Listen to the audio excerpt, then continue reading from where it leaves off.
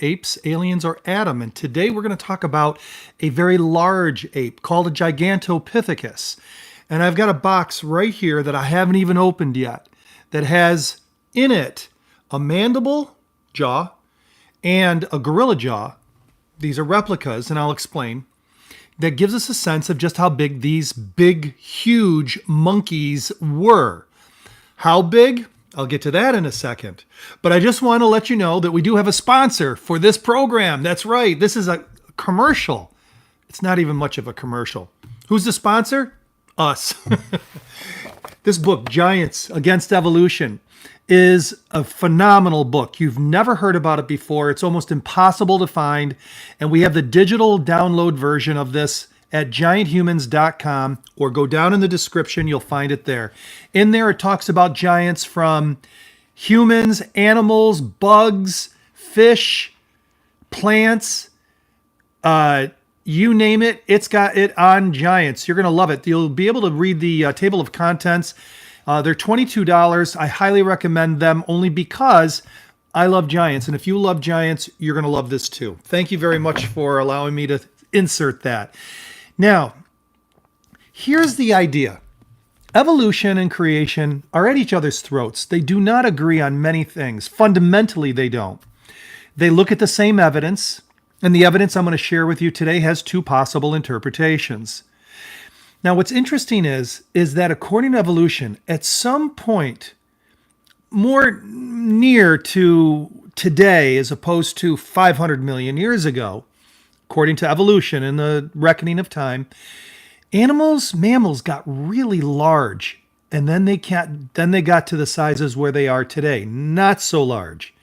And there's a bunch of theories why that happened. You know, everything from nutrition to, I don't know. But they have their theories on that. Usually it's nutrition. Somehow the evolutionary, but it's not just one animal. It's many mammals this happened to. The largest mammals that ever lived in that era.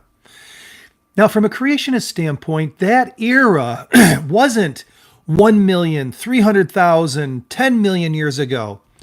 It was 4,500 years ago, 6,000 years ago. In between those times, things were larger. Let me give you an example. The beavers today are 3.5 feet long, let's say. Back then, they were 5 to 8 feet long, weighed 250 to 450 pounds.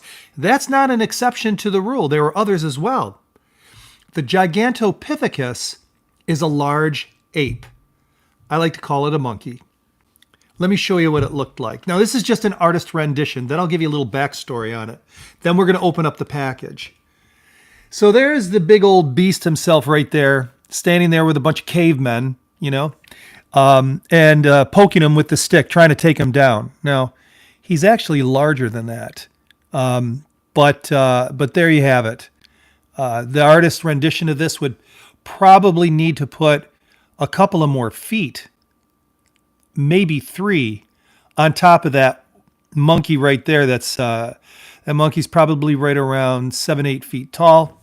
The Gigantopithecus was 10 feet tall. His weight was anywhere between, there's some controversy on that. I've heard it anywhere between 1,000, 1,200, or even more. Because he's so large, and because they don't believe that something that large could stand up straight in the way we're all, this mammal and us are designed, that it couldn't sustain its height, its bones and everything couldn't, and the weight, I should say, for something that large. Problem is that we weren't there to see it. And it could very well be that they did walk upright on occasion like we see gorillas and chimpanzees do today. Okay, now, little backstory. It wasn't until like the late 1930s, 1940s, did the first discovery of this take place. They didn't dig up the bones out of some, dinosaur dig or somebody's backyard. They found teeth, oversized teeth, in China. They called them dragon's teeth, I guess. And they crushed them up and used them as aphrodisiacs or whatever. Well, what they have found of the Gigantopithecus thus far has been 1,000 or more teeth and 3 mandibles, this part right here. Now I'm going to show you a mandible that I purchased. This is a replica of the mandibles that they found from Germany. And just to give you an idea, it's hard to tell relative size even, from this, because here, there you go. There's relative size, because when I put it forward, it looks larger than it is.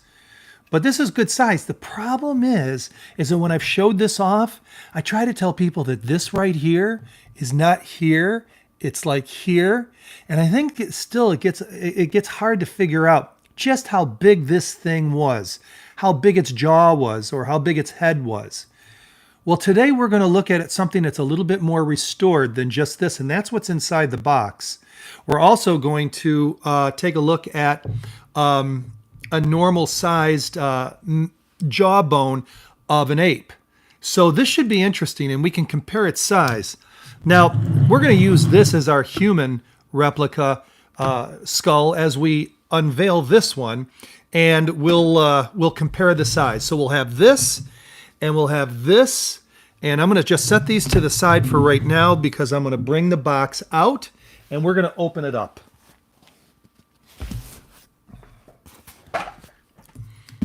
All right, I have not seen this. I've only seen pictures of it when I made my purchase. All right.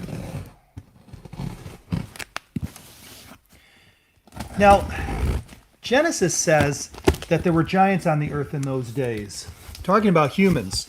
And what you will find, and as it's very detailed in the book that I showed you earlier, Giants Against Evolution, is that plants are even large in the fossil record.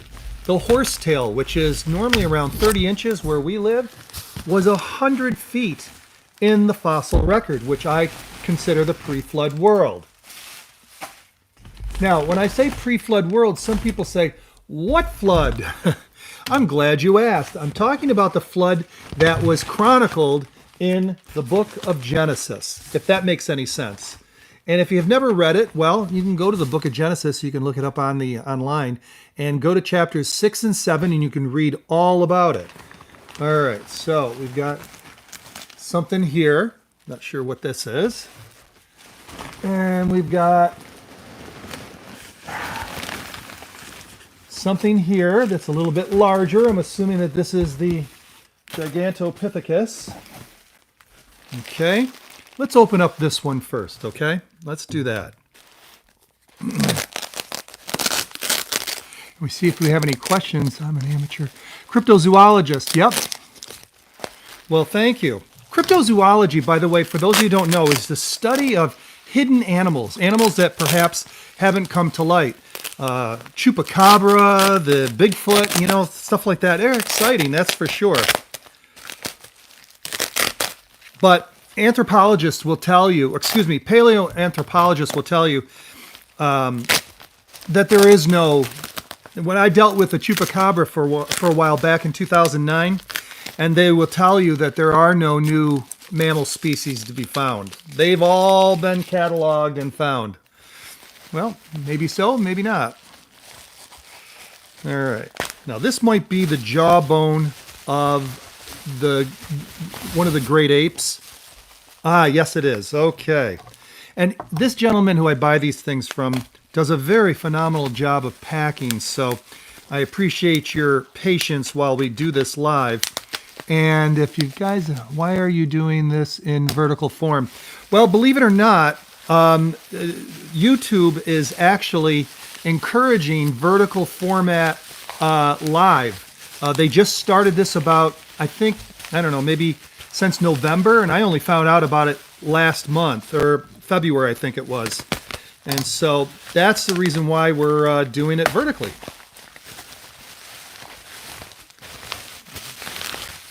Great question, by the way. All right. Oh, yeah, this is cool. It's the back of the jawbones right here. And we got one more layer, and then we've got it all out. Got to be gentle with it, too. I'm excited, too. I want to open these things up like Christmas morning, all those toys under the tree.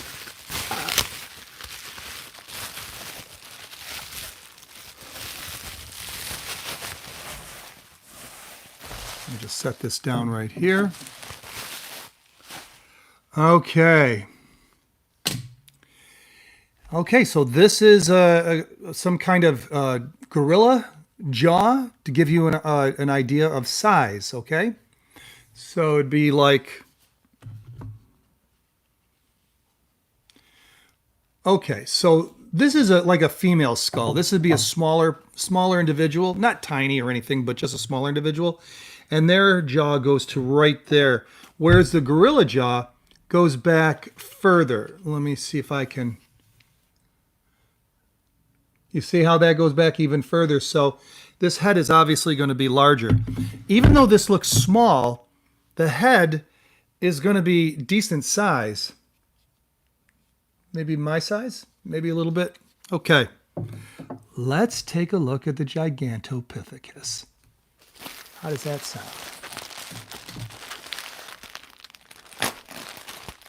This should be interesting.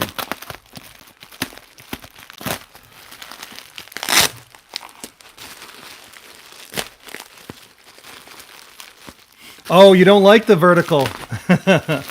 Well, hey, you know, I'm just experimenting with things. I don't usually get too trendy when it comes to stuff because I like to share what I like to share when I like to share it. But I appreciate your feedback. I appreciate your feedback. Hey, while we're unveiling this, let me see what your thoughts are in the comments section regarding vertical live versus horizontal live. If you like vertical live, what we're doing right now, okay, enough that you would watch it again vertically, just put a V in the comments section. If you like horizontal better, put an H, and if you like both, just put a B. I'm curious to see. Yep, this is a Giganto, okay, so we got one vote for no vertical. Also, too, as an incentive, they supposedly put it in the shorts feed, believe it or not. That was one thing that was interesting. Okay, so vertical's fine. Marty's saying, yeah. B, both. Okay. And, you know, you try to please everyone, and I do, you know. It's but I like to see whether there's a consensus. Matter of fact, I have a text group. I don't know if you guys are interested in becoming a part. It's free, and it's going to be in the description. It's 315-509-9075. And I asked the group before I went on if they like TikTok Live better or YouTube Live better. And guess who won out? YouTube. So what else we got? Both have their good points. Okay. This is a skull of a Gigantopithecus, a 10-foot tall monkey, for those of you who are just joining us. And this is going to give us an idea of just how big a 10-foot monkey is.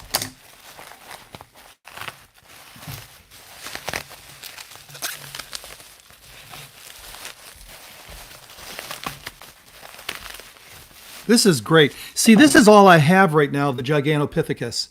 And this right here takes this and adds to it to give an idea of what how big the actual, you know, lower jaw is.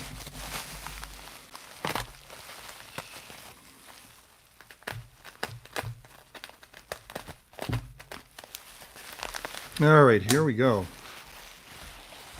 There we go.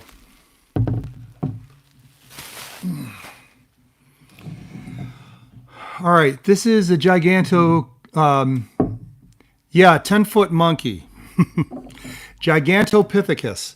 So here's the, let me get my table here, and I'll put them both up there so you can see them. There we go, a little bit better.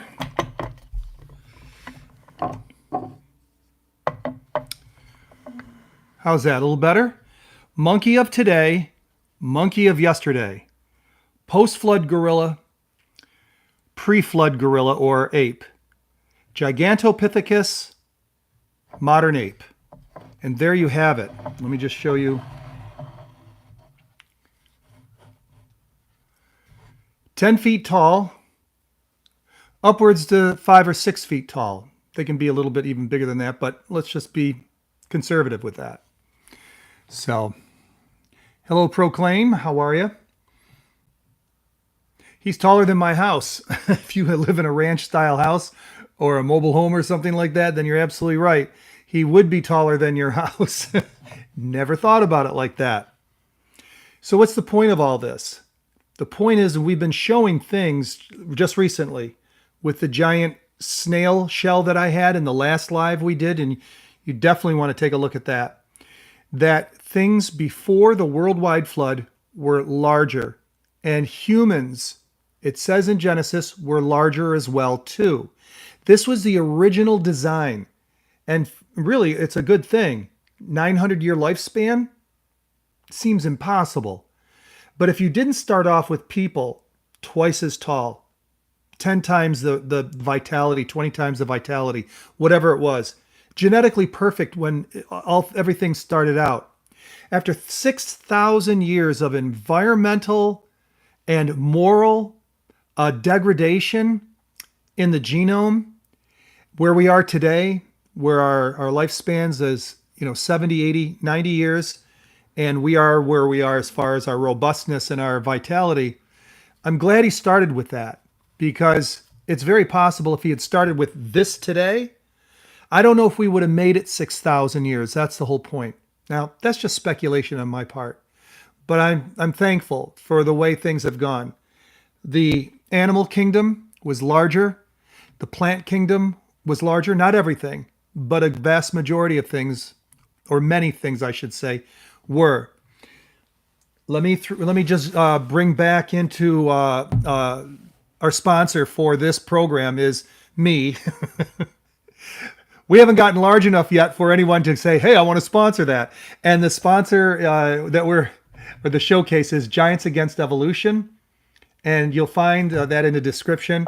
It's an ebook, okay? I printed this special, but it's an ebook. It's $22 in case you guys want to learn about the giant animal, plant, insect, and human world, and how it relates to what we're talking about here today. All right. All right, that's all we have for today. I appreciate you joining us live here, and we've got more unboxing to do over the next couple of weeks. I've got several things, some of them geological, that I think you're going to, no, I know you're going to appreciate them, because I spent a lot of money on them because they're spectacular. Spectacular. I mean, I'd be on the edge of my seat if somebody else was doing this. It's not me. It's the things themselves. And I'll be presenting them to you. Can I give you a sneak peek? I'll give you a sneak peek if you want. Okay. I'm going to believe that you guys want a sneak peek. We have a stone sock. We have a crystal with a wire in it. These are going to show rapid formation of geology. And there's some other things too. I'm not going to tell you just yet. Okay. So if you haven't already subscribed, please do so and ring the bell, that little drop down thing. Choose the very top tier, because then you will actually get alerted when we do this again, which will be next week. So, all right. All right. Thank you very much. Thank you, Star 198. Appreciate the appreciation. You guys have a really good night. Peace out there. Gomio. How did I do? All right. All right. I appreciate that, Alistair, and we will do our best to not disappoint. I'm John Adolfi with the Lost World Museum, where we ask the provocative and important question, where did we come from? Was it apes, aliens, or Adam? And you guys have a great day.